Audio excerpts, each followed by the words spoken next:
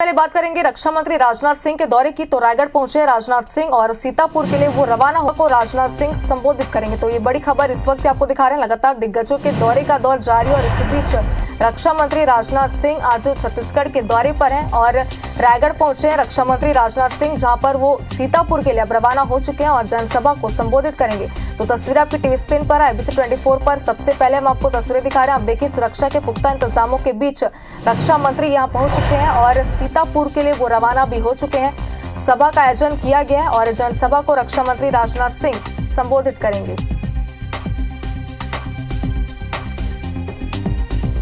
तो ये बड़ी खबर इस वक्त आपको दिखा रहे हैं और एक बड़ा अपडेट राजनाथ सिंह के दौरे को लेकर है। कई दिग्गज जो है, चाहे बीजेपी की बात करें या कांग्रेस की बात करें, सभी लगातार चुनाव प्रचार प्रसार में जुटे हुए हैं और इसी बीच रक्षा मंत्री राजनाथ सिंह भी आज छत्तीसगढ़ के दौरे पर हैं।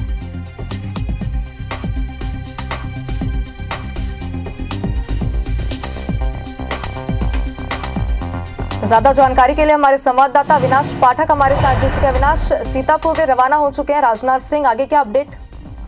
जी बिल्कुल, अभी कुछ देर पहले ही वो जिंदल एयरपोर्ट पर चार्टर प्लेन से पहुंचे हैं। लगभग 4 से 5 मिनट यहाँ पे मौजूद थे।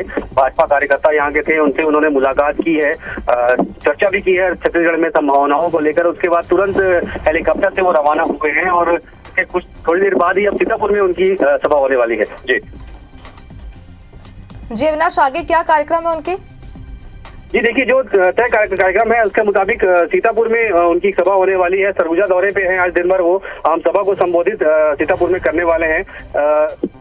अभी कुछ ही देर पहले जो है यहाँ से रवाना हुए हैं और ये माना जा रहा है कि लगभग 1 बजे के आसपास उनकी सभा वहाँ पे होगी। जी तो अपडेट लेते रहेंगे। शुक्रिया आपको तमाम जानकारी के लिए। घोटाला है वो कोयला घोटाला है। आपने देखा होगा, इसके पहले भी कांग्रेस की सरकार थी, उस समय कोयला घोटाला हुआ था। उसमें मंत्रियों को जेल की हवा भी खानी पड़ी थी। कोयला से इनका इतना दोस्ताना रिश्ता है, जब कहीं इनको कोयला दिखाई देता है तो अपना मुंह भी काला कर लेते हैं और अपना हाथ भी काला कर लेते हैं। मोदी जी का जहां तक प्रश्न है, मेरे बहनों भाइयों, बतलाने की कोई जरूरत नहीं है।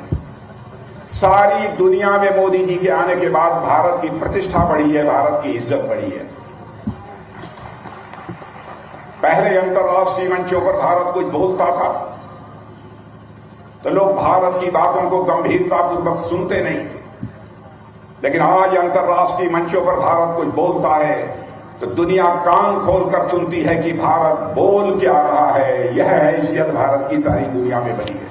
यह हैसियत भारत की सारी दुनिया में बनी है। क्या क्या किया है मोदी जी की सरकार ने, इसमें बहुत विस्तार में जाकर बताने की जरूरत नहीं है, लेकिन मुझे तकलीफ इस बात की होती है कि बहुत सारी योजनाएं जो प्रधानमंत्री जी ने सारे देश के लिए लागू की हैं, उन बहुत सारी प्रधानमंत्री की योजनाओं को छत्तीसगढ़ में यहां की कांग्रेस की सरकार ने लागू नहीं किया। अब प्रधानमंत्री आवास योजना 18 लाख घर बनाकर आप लोगों को देने के लिए दिए गए। अब 18 लाख घर में मुझे बताया गया है कि 16 लाख घर तो इन्होंने बनने ही नहीं दिए। इन्होंने कहा कि जो राज्यांश इसका होता है वह हम राज्यांश नहीं देंगे, राज्य सरकारों को थोड़ा सा, बहुत थोड़ा सा अपना एक अंश देना पड़ता है। तो 16 लाख घर तो इन्होंने बनने ही नहीं दिए और 18 लाख परिवार पीएम आवास योजना से और 17 लाख परिवार केंद्र सरकार की जल जीवन योजना से पूरी तरह से वंचित रह गए, इसका लाभ नहीं उठा पाए। मैं आपको बतलाना चाहता हूं, दूसरे राज्यों में चले जाइए। हमारे प्रधानमंत्री का यह संकल्प था, प्रधानमंत्री बनने के साथ ही यदि हमारी सरकार बन जाती है तो हिंदुस्तान में एक घर भी शेष नहीं बचेगा जिस घर में नल न पहुंच जाए और नल के माध्यम से लोगों को जल न मिलने लगे, ऐसा एक भी घर शेष नहीं बचेगा। और यह योजना सारे हिंदुस्तान में बड़ी तेजी के साथ चल रही है। मैं आपसे पूछना चाहता हूं, छत्तीसगढ़ में यह योजना चल रही है कि नहीं चल रही है? अब आप लोगों के घरों में पानी पहुंच रहा है कि नहीं पहुंच रहा है? यहां की सरकार ने नहीं करने दिया। और मैं बता दूं, जिस दिन भारतीय जनता पार्टी की सरकार छत्तीसगढ़ में बन जाएगी, मैं यकीन दिला के जाना चाहता हूं मेरे बहनों भाइयों, 2 साल के अंदर एक घर भी शेष नहीं बचेगा जिस घर में नल के माध्यम से जल न पहुंच जाए। मेरे बहनों भाइयों, अब हमारी माताओं बहनों को सिर पर घड़े पर घड़ा रख के, खड़ा हुआ घड़े पर घड़ा रखकर घर में पानी लाने की कोई आवश्यकता नहीं बचेगी। ऐसी हालात हम लोग यहां पर पैदा करेंगे। मैं आपको यह विश्वास दिलाना चाहता हूं। बहनों भाइयों, आदिवासी भाइयों के प्रति हमारी सरकार कितनी संवेदनशील रही है, इसके बारे में मुझे ज्यादा बताने की जरूरत नहीं है। आप लोगों को शायद इस बात की जानकारी होगी, पहली बार आदिवासियों के कल्याण के लिए केंद्र में अलग से मंत्रालय भी बनाने का काम यदि किसी ने किया था तो हमारे उस समय के प्रधानमंत्री आदरणीय अटल बिहारी वाजपेयी जी ने किया। और जनजातीय गौरव दिवस 15 नवंबर को सारे देश भर में बहुत धूमधाम के साथ मनाया जाता है। जो बिरसा मुंडा का जन्मदिन है उसको जनजातीय गौरव दिवस के रूप में सारे देश भर में मनाया जाता है। यह पहली बार आजाद भारत के इतिहास में किसी सरकार ने किया है तो भारतीय जनता पार्टी की सरकार ने किया है। आजाद भारत के इतिहास में 75 वर्षों में मेरे बहनों भाइयों पहली बार आदिवासी राष्ट्रपति भी किसी सरकार ने बनाया है तो केवल हमारी सरकार भारतीय जनता पार्टी की सरकार ने। मैं इस सच्चाई को अच्छी तरह समझता हूं कि आदिवासी समाज का भारत को आजादी दिलाने में बहुत बड़ा योगदान है, बहुत बड़ा योगदान। और भारतीय जनता पार्टी के काम काज करने का यह तौर तरीका क्या है, इसके बारे में आप लोगों को जरूर थोड़ी बहुत जानकारी होगी, न होगी पूरी तो थोड़ी बहुत जानकारी जरूर होगी। पहली बार इस देश को कहता प्रधानमंत्री मिला जो यह कहता है गरीब परिवार की माताओं की भी इज्जत होती है, उनका भी एक सम्मान होता है। नित्य क्रिया के लिए अब हमारी माताओं बहनों को भी चाहे कितने भी गरीब परिवार की क्यों ना उन्हें बाहर न जाना पड़े। इसलिए फैसला किया कि हिंदुस्तान का एक भी घर शेष नहीं बचेगा जिस घर में शौचालय न बने। मैं छत्तीसगढ़ के लोगों से पूछना चाहता हूं, आपके घरों में शौचालय बना है कि नहीं बना? बन गया कि नहीं बन गया? इधर बन गया कि नहीं बन गया? बहनों भाइयों, जो भी बना है वह मोदी जी ने दिया है उसके लिए पैसा, तब जाकर वह बना है, इसका पता लगा लीजिएगा। और मैं प्रेस के दोस्तों से भी कहूंगा, मेरी बात गलत हो तो अखबार के पन्नों पर वह लिख देंगे, क्योंकि मैंने जीवन में राजनीति की है। तो बहनों भाइयों, जनता की आंखों में धूल झोंक कर राजनीति नहीं की है, जनता की आंखों में आंख डालकर बराबर राजनीति की। इसलिए मैं कह रहा हूं, मुफ्त बिजली आदिवासी क्षेत्रों में देने का काम किया था। मुफ्त बिजली मिल रही है कि नहीं मिल रही? मुफ्त बिजली मिल रही है कि नहीं? वो भी नहीं मिल रही है।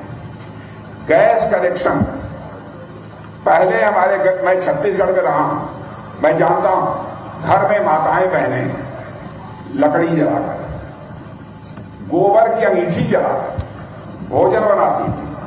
आंखों में आंसू आने लगता था, लेकिन भोजन बनाना भी मजबूरी है। उनके स्वास्थ्य पर उसका बहुत ही प्रतिकूल असर पड़ता था।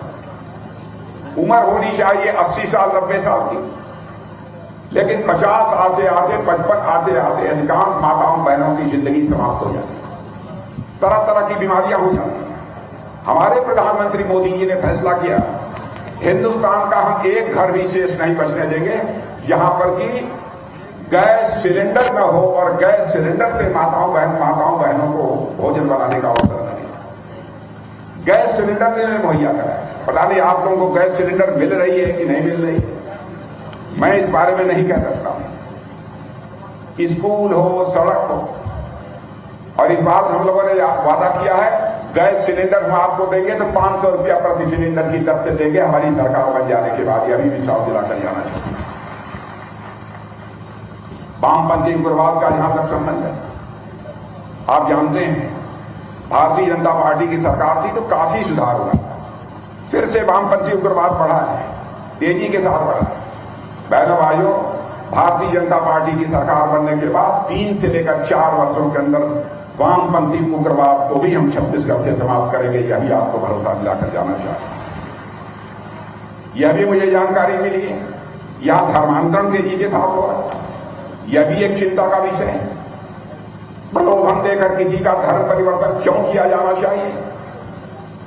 क्या मिल जाता? यदि हमारी सरकार बनी तो हम इस धर्मांतरण पर भी प्रतिबंध लगाएंगे मेरे बहनों भाई। धान की खरीद हो रही है कि नहीं हो रही है? धान की खरीद खत्म। मैं आपको विश्वास दिलाता हूं, हम लोगों की सरकार मेरे बहनों भाइयों यहां आप बना देते हैं, अब बनने जा रही है, बात लगभग पक्की हो गई है। पहले चरण के चुनाव के बाद ही ये बात पक्की हो गई है कि अब हम लोगों की सरकार बनने जा रही है।